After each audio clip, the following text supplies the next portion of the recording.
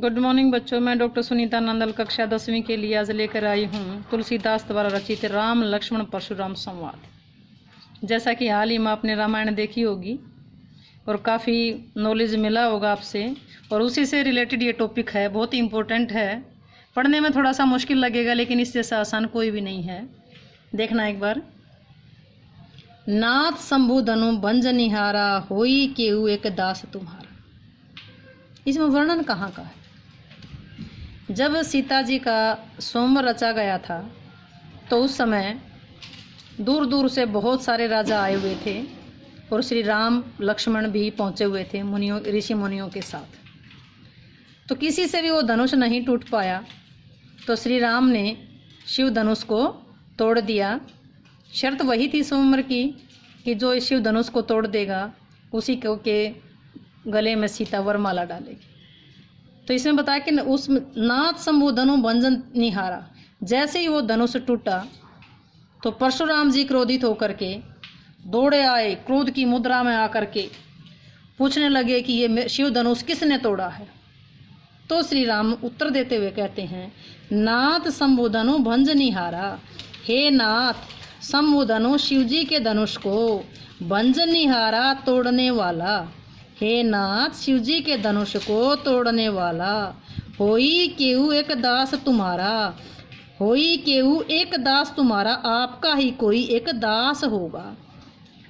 हे नाथ शिव जी के धनुष को तोड़ने वाला, आपका ही कोई एक दास होगा। हे नाथ शिव जी के धनुष को तोड़ने वाला, आपका ही कोई एक दास होगा। आए सु कहिए किन मोई, आज्ञा दीजिए आप क्या कहना चाहते हैं।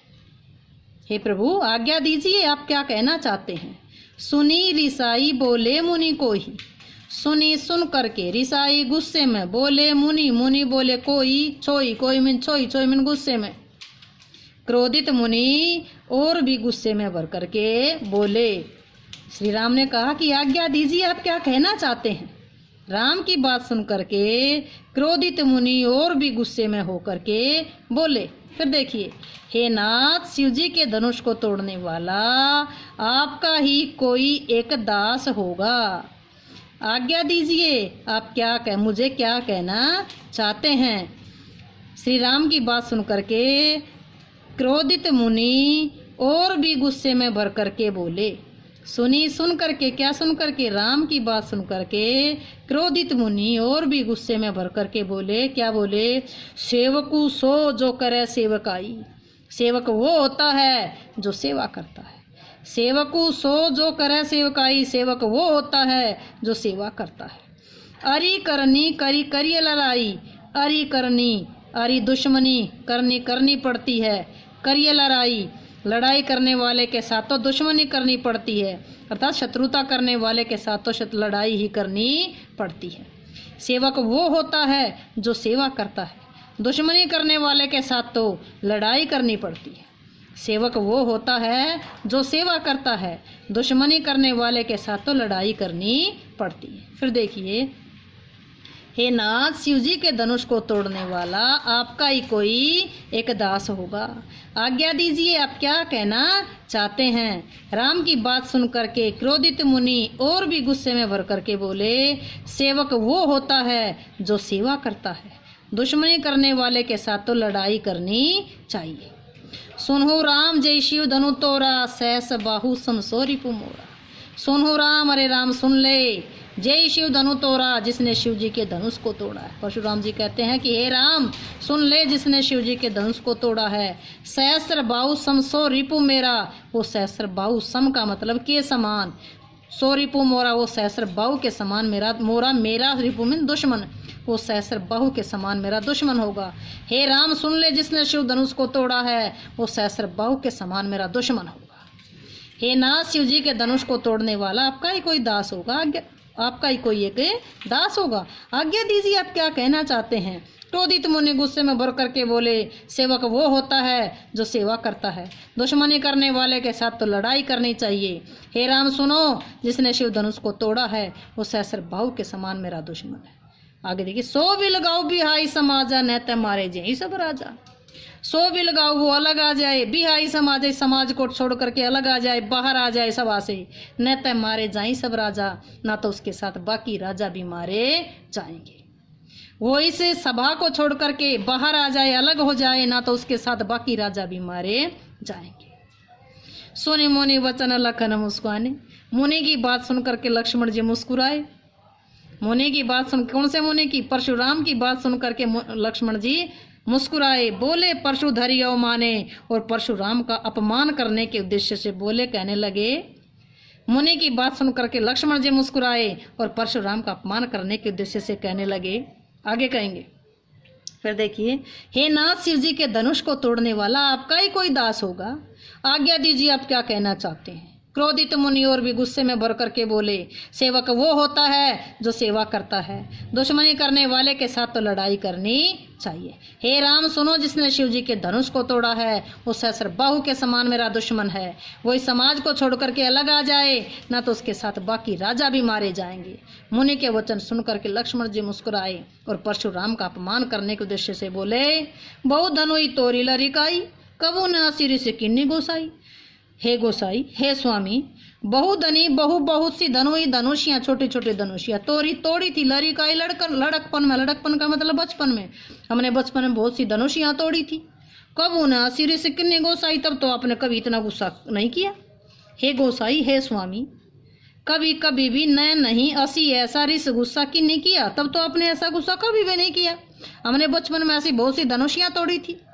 लक्ष्मण जी परशुराम को कहने लगे कि हमने बचपन में ऐसी बहुत सी धनुषियाँ तोड़ी थी, तब तो कभी आपने इतना गुस्सा नहीं किया। ये ही धनों पर ममता के ये तू, सुनी रिसाई का भृगुकुल केतु। ये ही धनों पर, इस धनुष पर ममता के ही किस हेतु कारण, फिर इस धनुष पर इतनी ममता किस कारण से है। बचपन में बहुत सी धनुषी तोड़ी थी, तब तो कभी गुस्सा नहीं आया, फिर इस धनुष पर इतनी ममता किस कारण से है। सुनी रिसाई कह भृगुकुल केतु, सुनी सुन करके रिसाई गुस्से में कहने लगे भृगुकुल केतु, भृगुकुल के ध्वज के समान परशुराम जी गुस्से में भर करके कहने लगे। लक्ष्मण जी कहते हैं कि बचपन में बहुत सी धनुषियाँ तोड़ी थी, तब तो कभी आपने ऐसा गुस्सा नहीं किया, फिर इस धनुष पर इतनी ममता किस कारण से। भृगुकुल के ध्वज के समान परशुराम जी गुस्से में भर करके बोले, रे नृप बालक काल बस बोलो तो ही न संभार, धनु ही सम त्रिपुरारी धनु विदित सकल संसार। रे नृप बालक, नृप राजा, राजा का बालक राजकुमार, हे राजकुमार, काल वस्तु काल के वश में है, बोलत तो ही न संभाल, इसलिए तू मुंह संभाल कर बात नहीं करा, मुंह संभाल कर बोल नहीं रहा, तू काल के वश में यानी कि मरना चाहता है, इसलिए तू मुंह संभाल कर बात नहीं करा। हे राजकुमार, तू मरना चाहता है, तू काल के वश में है, इसलिए मुंह संभाल कर बात नहीं कर रहा। धनु ही सम, तुझे धनु ही सम के समान लगता है क्या? त्रिपुरारी धनु, ये शिव जी का धनुष, ये शिव जी का धनुष है और तुझे धनुष ही जैसा लगता है। विदित सकल संसार, विदित जानता है सकल सारा संसार, सारा संसार, सारा संसार जानता है कि ये शिव जी का धनुष है, त्रिपुरारी का धनुष है। सारा संसार इस बात को जानता है कि ये शिव धनुष है और तू इसे छोटी धनुष ही समझ रहा है। हे राजकुमार, तू काल के वश में है, मरना चाहता है, इसलिए मुंह संभाल कर बात नहीं करता। सारा संसार जानता है कि शिव धनुष है और तुझे इसे धनुष ही बता रहा है। सारा एक बार फिर देखेंगे। हे नाथ शिव जी के धनुष को तोड़ने वाला आपका ही कोई सेवक होगा, आज्ञा दीजिए आप क्या कहना चाहते हैं। क्रोधित मुनि और भी गुस्से में भर करके बोले कि सेवक वो करता है जो सेवा करता है, दुश्मनी करने वाले के साथ तो लड़ाई करनी चाहिए। हे राम सुनो, जिसने शिव जी के धनुष को तोड़ा है वो सहस्र बाहु के समान मेरा दुश्मन होगा।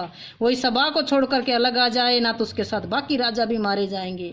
मुनि की बात सुन करके लक्ष्मण जी बोले, मुस्कुराने लगे और परशुराम का अपमान करने के उद्देश्य से बोले कि हमने बचपन में बहुत सी धनुषियाँ तोड़ी थी, तभी तो स्वामी आपने कभी गुस्सा नहीं किया, अब इस धनुष पर इतनी ममता किस कारण से।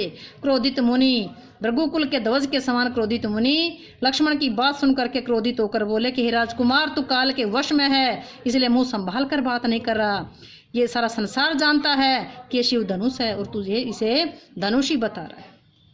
काव्य सौंदर्य देखेंगे, इसमें सबसे पहले तो इन पंक्तियों में तो चौपाई छंद है, चौपाई छंद है, और इन पंक्तियों में दोहा छंद है। ऊपर चौपाई छंद है और इसमें दोहा छंद है। भाषा ब्रज भाषा है, तुलसी की अवधि भाषा है, तुलसीदास की अवधि भाषा है, सूरदास की ब्रज भाषा थी, तुलसीदास की भाषा अवधि है।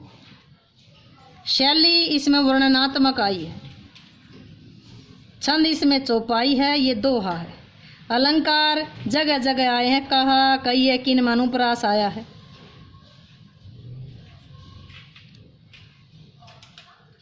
असीर इसमें अनुप्रास आया है। अलंकार आप पहले भी सीख चुके हैं 9th क्लास में भी। अलंकार इसमें से छाटेंगे। भाषा है अवधि, शैली है वर्णनात्मक, छंद है चौपाई और दोहा। अलंकार इसमें से पंक्ति वाइज अलग अलग होंगे, छाट लेंगे। प्रश्न अलंकार भी आया है, अनुप्रास भी आया है। भाषा, शैली, छंद, अलंकार, रस आया है। इसमें वीर रस, ओज गुण, दृश्य बिंब और अभिधा शब्द शक्ति। उम्मीद है कि व्याख्या का आपने आनंद लिया होगा और आसानी से समझ गए होंगे।